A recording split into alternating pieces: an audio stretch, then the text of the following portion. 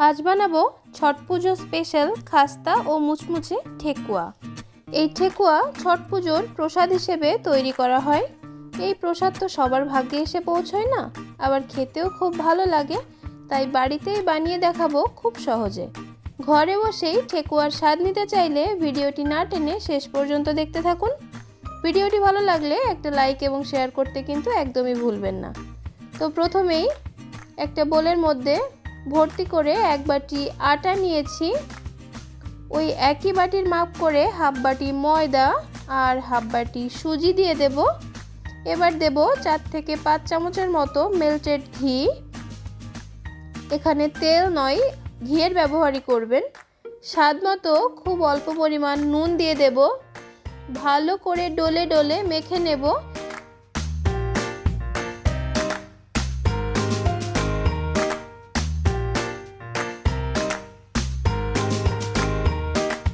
এরকম ঝুরঝুরে হয়ে আসলে দিয়ে দেব 100 গ্রামের একটু কম আখের গুড়, যেটা এরকম গ্রেট করে দিয়েছি যাতে ভালোভাবে মিশে যায়।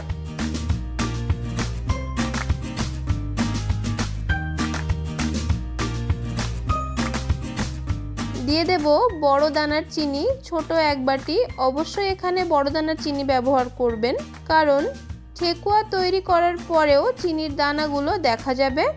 এবার দেব ভর্তি ভর্তি করে এক বাটি নারকেল কোড়া। এখানে আপনারা শুকনো নারকেলের গুঁড়োটাও ব্যবহার করতে পারবেন। ভালো করে হাত দিয়ে চেপে চেপে মাখতে হবে। দিয়ে দেব খুব অল্প পরিমাণ মৌরি।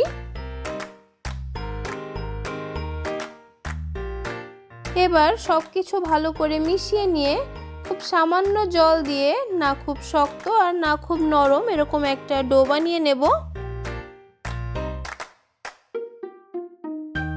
যেহেতু আমার কাছে ছাঁচ নেই, তাই আমি ছাঁচ ছাড়াই বানিয়ে দেখাচ্ছি।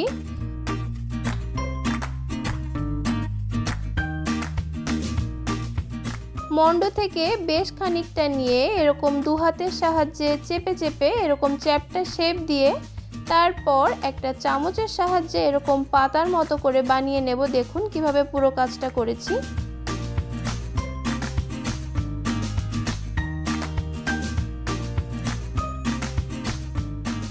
একে একে সবগুলো আমি এভাবে বানিয়ে নিয়েছি দেখুন। এবার কড়াইতে বেশ খানিকটা সাদা তেল উষ্ণ গরম হয়ে আসলে বানিয়ে রাখা ঠেকুয়াগুলো ভাজার জন্য ছেড়ে দেব।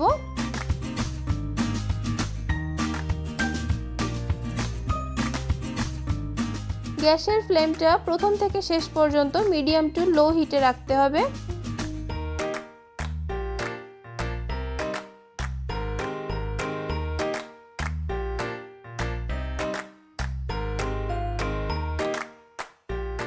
এক পাশ ভালো করে ভাজা হয়ে গেলে আরেক পাশ উল্টে দিতে হবে। এক একটা রাউন্ড ভাজতে মোটামুটি 10 থেকে 12 মিনিটের মতো সময় লেগেছে।